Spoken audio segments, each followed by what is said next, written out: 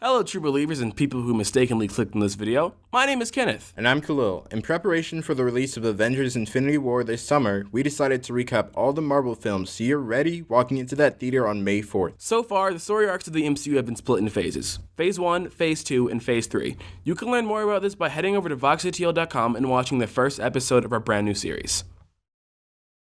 Our first film on this journey is Iron Man. It's a classic tale of redemption, unconventional flip phones, and kick-ass armor. Functioning alcoholic, Tony Stark is the CEO of Stark Industries, a weapons manufacturer responsible for a lot of dead people. After waking up to find an electromagnet embedded in his chest via car battery, it's keeping the shrapnel from entering your heart. Tony realizes that he's been kidnapped by terrorists wielding the very weapons he created. Armed with the knowledge of hindsight and dual flamethrowers, Tony sets off on a journey to right the wrongs of his past, and he fights a couple of bald guys too. But hey, it's all worth it. We actually get a tease of the Avengers Initiative in a post-credit scene starring Samuel L. Jackson as Nick Fury. I'm here to talk to you about the Avenger Initiative. The Incredible Hulk is all about rage, sadness, and heart monitors? We open the movie with Bruce Banner, a military contracted scientist inhaling some sweet green gamma rays. Side effects may include turning into a hulking green rage monster anytime your heartbeat rises above 200 BPM. Through a very convoluted sequence of events, Banner ends up being chased across America, trying to find a cure for the Hulk. In the place of an actual plot or character development, we get a cycle of run from the government, turn into Hulk, cry about being Hulk with Betty Ross, and then not have sex with her because he'll turn into the Hulk. A pattern that is frankly boring as hell. I mean, are you gonna root for a protagonist who spends all his time trying to stop the reason you came to see the movie in the first place? I don't want to control it. I want to get rid of it. On top of that, Hulk was scary as shit in this movie. He sounded like the zombies from Call of Duty.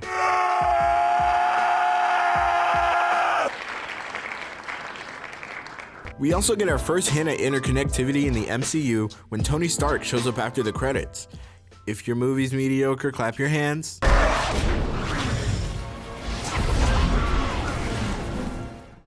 Rhodey beats up a rich white man in his own house, then steals his prized possession. 10 out of 10, would watch on repeat forever.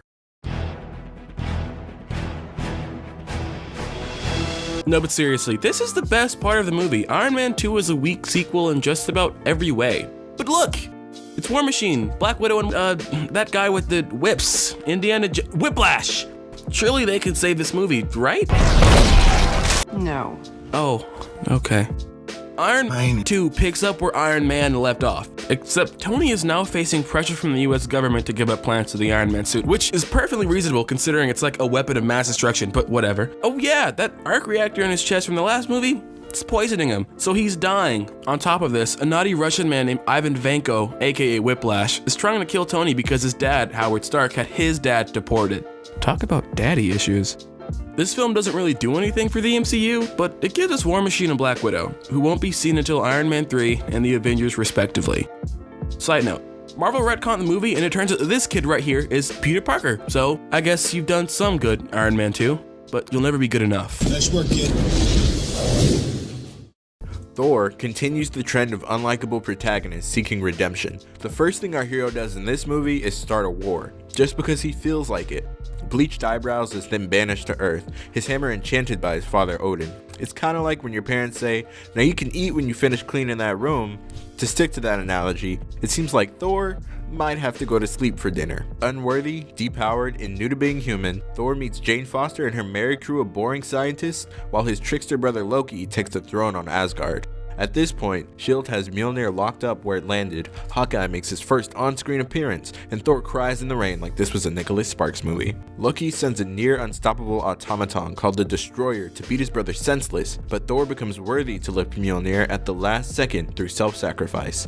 Loki is then deposed from the throne, Thor takes the sky bridge back to Asgard, and we're treated to a post-credit scene where Nick Fury pops up with the Cosmic Cube, a cornerstone of the MCU and the lead up to Avengers.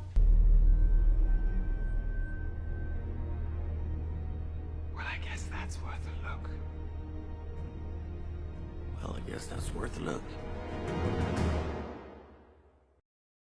Okay, so if Cap was frozen in ice for all those years, is it really so hard to think that he might just be a teeny bit racist?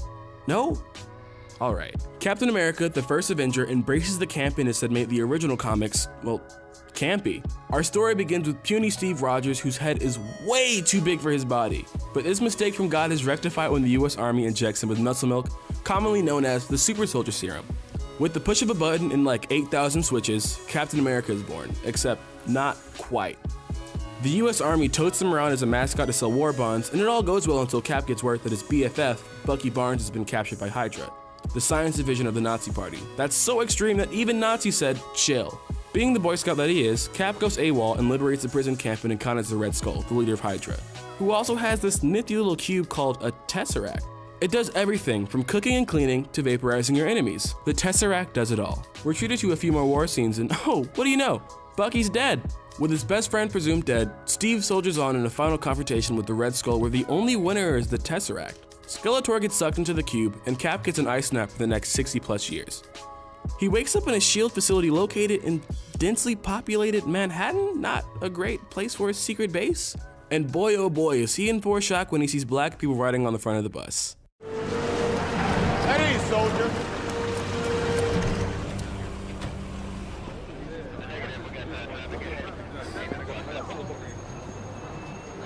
Look, I'm sorry about that little show back there, but we thought it best to break it to you slowly. Break what?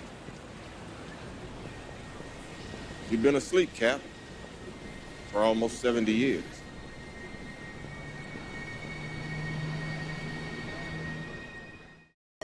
This is it, the big finale. In phase 1 of the MCU, all roads lead to the Battle of New York.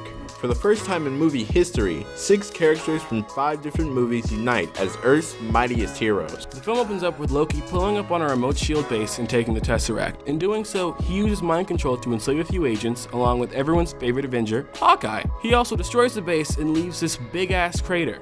Afterwards, the Avengers are assembled, and they even manage to get Hawkeye back. Fast forward through a bunch of small skills fights. Hey guys, Kenneth here. So while I was editing this video, I realized that we never explained where the Chitauri came from.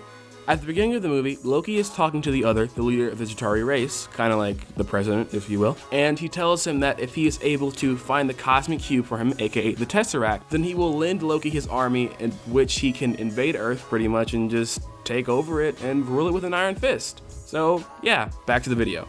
Bickering and this scene.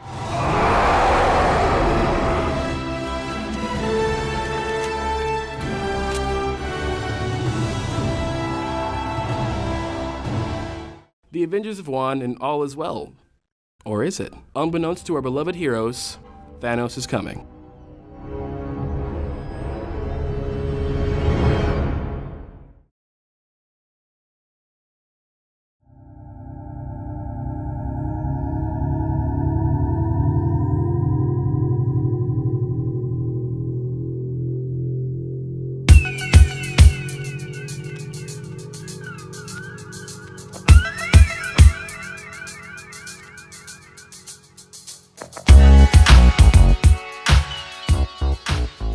Hey guys, thanks for watching the first episode of our brand new series. Khalil and I have been working on this for a very long time and we're really excited to see where this thing can go.